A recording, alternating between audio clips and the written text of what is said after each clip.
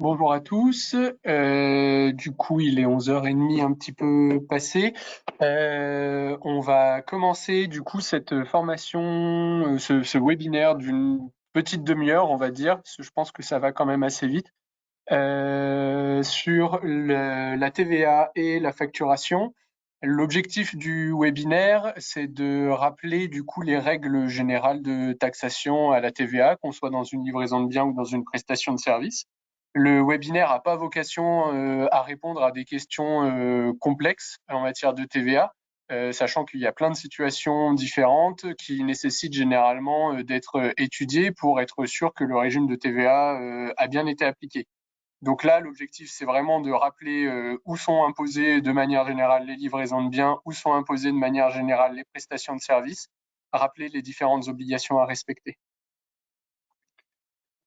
Si jamais vous ne voyez pas bien, vous n'entendez pas ou que le PowerPoint ne défile pas, n'hésitez pas à me faire un message dans le chat pour qu'on puisse régler le problème rapidement et qu'on ne vous laisse pas du coup pendant une demi-heure sans avoir de PowerPoint qui défile. Alors du coup, premier point déjà, en matière de mention obligatoire sur les factures. Donc les factures que vous émettez doivent comprendre tout un tas de mentions obligatoires, pas uniquement en matière de TVA, mais il y a d'autres éléments à mentionner. Je vous ai mis un lien ici, donc si on va sur le site, c'est le site qui est fait par entreprendre-service-public.fr, où là, vous avez un rappel de toutes les mentions obligatoires que vous devez faire apparaître sur vos factures, selon que vous facturiez à un particulier ou à un professionnel. Donc, n'hésitez pas à aller regarder sur ce site internet pour être sûr que vous avez bien toutes les mentions qui sont nécessaires. En plus des mentions qui sont prévues sur le site internet, donc vous avez des mentions qui doivent être indiquées également en matière de TVA.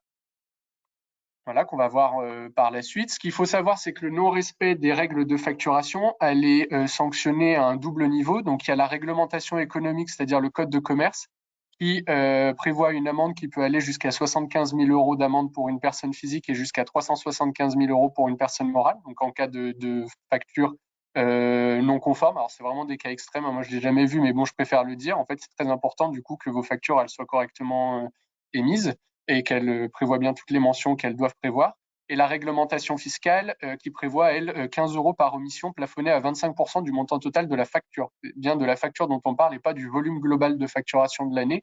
C'est-à-dire que vous pouvez avoir 15 euros plafonnés à 25% pour chacune des factures dans lesquelles il manque des mentions obligatoires. Donc ça, je crois que l'administration fiscale, pour le coup, lorsqu'elle contrôle, si elle voit qu'il y a des omissions répétées, elle est susceptible d'appliquer cette pénalité. Donc faites bien attention, utilisez bien le site internet prévu par le gouvernement pour vérifier que vos factures correspondent bien et ont bien toutes les mentions qu'elles doivent faire apparaître. En matière de TVA, du coup, pour rappel, on a deux grandes catégories d'opérations en matière de TVA. On a les livraisons de biens et les prestations de services. Donc, selon que vous faites une livraison de biens ou une prestation de service, les règles de détermination du lieu d'assujettissement ne sont pas forcément les mêmes.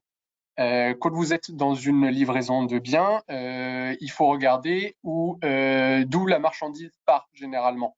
Donc, quand par exemple vous êtes situé en France et que vous envoyez une marchandise à un de vos clients qui est situé c'est le lieu d'arrivée de la marchandise.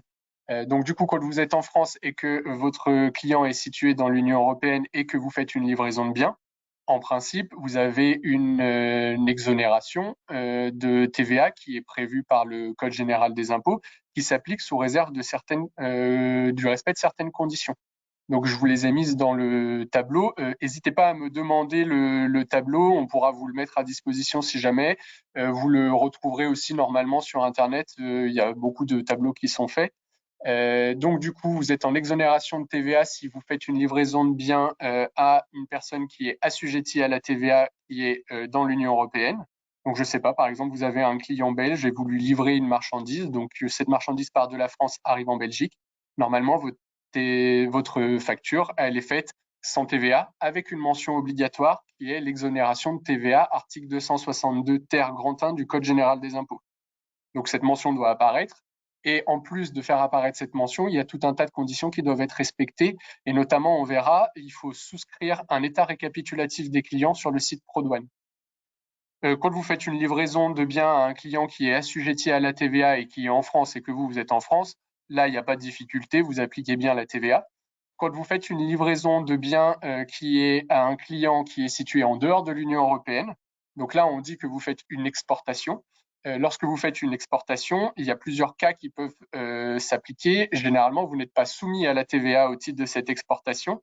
C'est votre client qui, quand il reçoit la marchandise dans son état de situation, qui s'occupe de toutes les formalités d'application des règles qui sont propres à son pays. Vous, en revanche, vous devez quand même conserver dans votre documentation le certificat électronique de sortie ou l'exemplaire numéro 3 du DAU qui est visé par les douanes. Donc, quand vous faites appel à un transporteur, notamment, il faut bien voir avec le transporteur pour qu'il puisse éventuellement vous fournir les documents. C'est important parce que pour pouvoir valider le fait que vous êtes dans une exportation en cas de contrôle, il faut que vous soyez en mesure de démontrer à l'administration fiscale par tout document que la marchandise a bien quitté le territoire de l'Union européenne. Voilà, donc ça, très important. Quand vous faites une exportation, souvent, vous mentionnez sur votre facture ce qu'on appelle des incoterms, qui sont des mentions commerciales. Notamment, la plupart des factures qu'on voit passer, elles sont faites en ex-work. Ex-work, ça signifie quoi? Ça signifie sortie d'usine. Ça veut dire que, en gros, votre client vient récupérer la marchandise à la sortie de l'usine. Et du coup, dans cette catégorie, dans ce cas de figure-là, c'est votre client qui s'occupe de toutes les formalités douanières en principe. Et donc, du coup, là, vous avez un sujet potentiel qui est de récupérer les documents auprès de votre client pour pouvoir démontrer en cas de contrôle de l'administration fiscale que la marchandise elle a bien quitté le territoire de l'Union européenne. Donc, faites un peu attention à ça. C'est assez important d'avoir toute la bonne documentation pour bien montrer à l'administration fiscale que la marchandise elle a quitté le territoire. Donc du coup, votre client est assujetti à la TVA, vous faites une livraison en France, pas de sujet, vous appliquez la TVA française. Votre client est assujetti à la TVA dans l'Union européenne, dans un État de l'Union européenne. Là, vous n'avez pas de TVA à appliquer, mais vous avez une exonération prévue par le Code général des impôts, avec une mention obligatoire et des conditions spécifiques à respecter. Votre client est un professionnel en dehors de l'Union européenne. Là, c'est pareil, vous n'avez pas de TVA, vous n'avez pas de mention spécifique à faire apparaître en principe. En revanche, vous devez avoir toute la documentation qui vous permet de démontrer que la marchandise elle a bien quitté le territoire de l'Union européenne. Ensuite, quand vous avez un client qui, lui, n'est pas assujetti à la TVA, donc qui est un particulier et que ce particulier est situé en France, vous avez de la TVA française. Là, c'est tout à fait classique. Si votre client non assujetti à la TVA est situé dans un État de l'Union européenne, c'est la TVA française qui doit également s'appliquer parce que là, on se base sur le lieu de départ.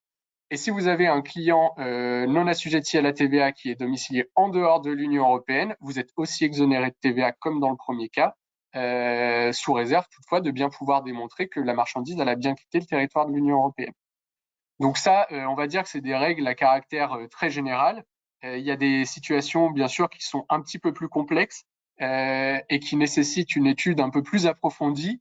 Voilà, notamment, on a là, il n'y a pas longtemps, ma collègue a un client qui achète des marchandises au Japon, qui revend ses marchandises à un grossiste qui est dans l'Union européenne. Les marchandises ne viennent jamais en France au moment de cette première opération, ni sur le territoire de l'Union européenne. Elles restent au Japon au moment où cette vente est faite. Là, on est dans un cas très spécifique, par exemple, où on est dans une situation qui est totalement hors du champ de la TVA. Donc, en fait, il faut bien faire attention. C'est pas la personne que vous facturez qui va vraiment compter, c'est le flux physique de la marchandise. Donc, la question va être est-ce que la marchandise, au moment où elle est vendue, elle est en France? Est-ce qu'elle est transportée en dehors du territoire français dans l'Union européenne ou est-ce qu'elle est transportée en dehors du territoire de l'Union européenne dans un autre pays et donc on est dans une exportation? Donc il faut vraiment faire attention en matière de livraison au flux physique du bien. Donc en fait, vous pouvez très bien facturer une marchandise à un Belge sans pour autant que la marchandise ait un flux qui fasse France-Belgique. Voilà, dans le cas de notre client, la marchandise, techniquement, là, elle est située au Japon alors que le client est en Belgique. Donc là, on applique des règles qui sont autres. Donc, c'est vraiment important de bien vous poser la question de quels sont vos flux pour pouvoir appliquer la TVA correctement. Donc ça, c'était pour les parties livraison de biens. L'autre grand pan des opérations soumises à TVA, ça va être les prestations de services. Donc là, les prestations de service, c'est pareil, on a des règles qui s'appliquent selon le lieu de domiciliation de votre client et sa qualité au regard de la TVA. Donc encore une fois, quand vous faites une prestation de service à un client assujetti à la TVA qui est sur le territoire français, il n'y a pas de difficulté particulière, vous appliquez la TVA française. Quand vous faites une prestation de service à un assujetti à la TVA qui est domicilié dans un État de l'Union européenne, la règle, c'est que la TVA est due au lieu d'établissement du preneur, donc de votre client. Donc, dans ce cas-là, vous faites une facture sans TVA avec une mention obligatoire qui est celle de l'autoliquidation par le preneur. Ça veut dire quoi? Qu'en fait, c'est votre client assujetti à la TVA qui, quand il va recevoir votre facture, il va collecter et récupérer la TVA au titre de la même opération. Un peu comme vous, quand vous avez des prestations de services qui vous sont faites par vos prestataires en dehors de l'Union européenne, on autoliquide la TVA, c'est-à-dire que dans votre déclaration de TVA, on mentionne que vous avez collecté et que vous déduisez au même moment.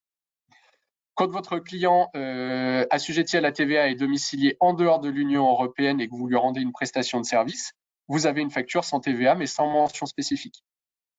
Ensuite, quand vous avez un client qui n'est pas assujetti à la TVA et qui est domicilié en France, pour les clients qui ne sont pas assujettis à la TVA, la règle de principe, c'est que la TVA elle est due au lieu d'établissement du prestataire. Donc, quand vous faites une prestation de service à une personne qui n'est pas assujettie, si cette personne est en France, c'est la TVA française qui s'applique. Si cette personne est dans l'Union européenne, c'est toujours cette TVA française qui va s'appliquer parce que vous êtes situé en France. Et quand votre client est situé en dehors de l'Union européenne, là, il y a un cas un peu spécifique. Vous allez faire une facture sans TVA si la prestation n'est pas utilisée en France, ou vous allez faire une facture avec TVA si la prestation elle est utilisée en France. Ça, encore une fois, c'est des règles qui sont d'ordre général, c'est des règles de base. En matière de prestation de service, surtout, on a des cas spécifiques selon que votre client est assujetti ou que votre client n'est pas assujetti.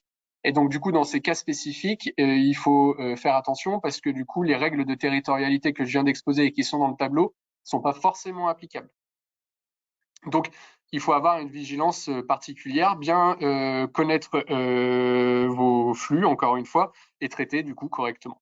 Donc, n'hésitez pas, si vous avez des questions, à les faire remonter à votre collaborateur comptable habituel. Nous, on en a tous les jours des questions en matière de TVA qui viennent de vous, du coup, par le biais des collaborateurs comptables. Donc, voilà, n'hésitez pas si vous avez des sujets, des interrogations, des doutes dans les opérations que vous avez et dans leur traitement au regard de la TVA. Ensuite, en ce qui concerne du coup les obligations déclaratives, alors c'est là où il y a potentiellement un sujet. Nous, on ne réalise pas forcément toutes vos obligations déclaratives en matière de TVA, notamment normalement, vous êtes tenu, vous, de réaliser ce qu'on appelait avant les déclarations d'échange de biens ou les déclarations européennes de services. Donc, ces déclarations doivent être réalisées sur l'espace ProDouane. Donc, c'est le site internet des douanes que je vais vous ouvrir et que je vais vous montrer. Voilà, donc c'est un espace en fait où vous vous connectez et où vous avez accès à la possibilité d'établir des déclarations donc d'échange de biens et des déclarations européennes de services. Dans quel cas vous devez réaliser des déclarations d'échange de biens? Eh ben, vous devez réaliser des déclarations pour les échanges de biens toutes les fois où vous faites une livraison à un client qui est situé dans l'Union européenne.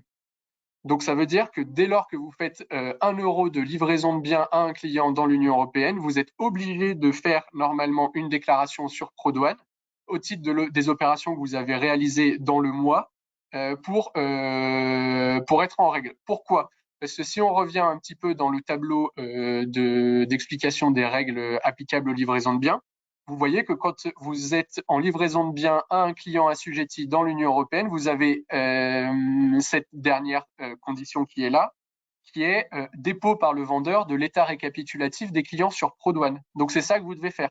C'est une des conditions pour pouvoir bénéficier de l'exonération de TVA quand vous faites une livraison à un client qui est dans l'Union européenne. Donc c'est assez important de la faire. Sachant que le non-respect de l'obligation peut être sanctionné du coup par une amende de 750 € qui est portée à 1 500 € à défaut de production dans les 30 jours d'une mise en demeure. Donc en gros, c'est simple. Si tous les mois vous faites des opérations intracommunautaires et que vous ne réalisez pas les déclarations sur ProDouane, vous vous exposez à une amende de 750 € par 12. Donc ça fait vite un petit peu d'argent dans l'année si vous omettez de faire cette déclaration. La même chose s'applique au niveau des déclarations, au niveau des prestations de services. Donc dès que vous faites une prestation de service à un preneur assujetti à la TVA dans l'Union européenne, là vous êtes également tenu de faire ce qu'on appelle une déclaration européenne des services, DES. Donc elle se fait également sur le site ProDouane. Donc quand vous vous connectez sur ProDouane, donc il faut demander des identifiants. Si vous n'en avez pas, il faut faire la démarche de création de compte. Et une fois que vous vous connectez sur le site ProDouane, du coup, vous avez accès à des modules qui vous permettent de faire ces déclarations-là.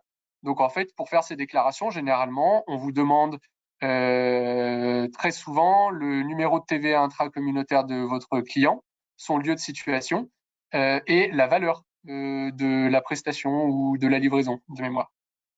Voilà, donc si vous êtes dans ces cas de figure et que vous vous rendez compte que vous ne faites pas les déclarations nécessaires, c'est pareil, encore une fois, n'hésitez pas à revenir vers nous, donc soit directement vers moi ou vers ma collègue Aurélie si vous êtes à Saint-Étienne, ou faites remonter l'information avec à votre collaborateur comptable qui fera ensuite le lien avec nous. Une fois qu'on a dit ça, nous on propose un service qui s'appelle Make Facturation, parce que je vous rappelle quand même qu'à un moment bientôt, donc ça c'est souvent remis en cause, mais c'est souvent décalé, mais à un moment la facturation électronique va entrer en vigueur, ce qui va permettre du coup à l'administration fiscale d'exercer de manière plus facile des contrôles sur les modalités de facturation et de surtout se rendre compte de certaines incohérences si elle souhaite faire des recoupements entre les factures qu'elle voit passer et le respect des obligations sur le site ProDouane notamment. Donc nous, on propose un service qui s'appelle Make Facturation. Dans le cadre de ce service, on paramètre tous les cas de figure que vous êtes susceptible d'avoir en matière de TVA pour que vous ayez plus de facilité ensuite à établir vos factures selon la situation dans laquelle vous êtes, avec les mentions du coup obligatoires qui sont déjà paramétrées, que ce soit les mentions obligatoires classiques ou les mentions obligatoires en matière de TVA. Donc, en utilisant le service Make Facturation, vous êtes normalement assuré que vos factures sont conformes aux obligations.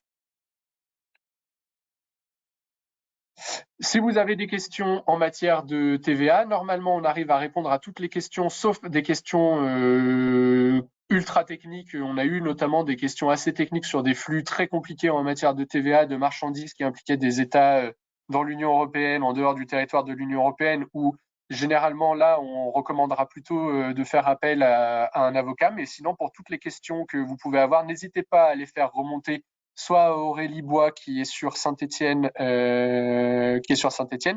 et Lyon, soit à moi, je suis sur Lyon, André-Dieu et également pour les clients de Sainte-Sigolène. Donc voilà, vous avez nos coordonnées ici. N'hésitez pas à nous solliciter si vous souhaitez avoir la communication également de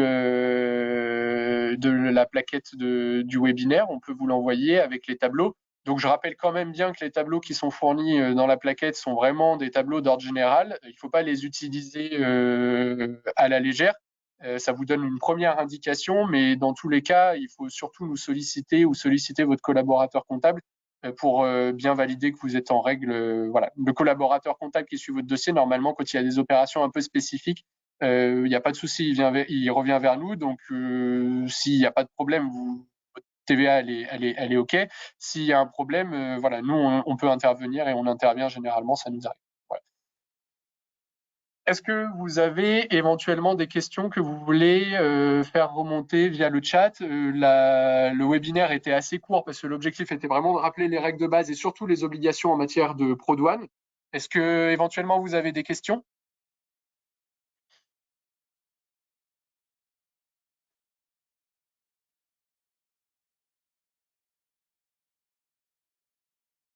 Ok. Si vous avez des questions, bah, vous avez nos coordonnées. N'hésitez pas, on se tient à votre disposition. Merci à tous d'avoir suivi ce court webinaire et à bientôt.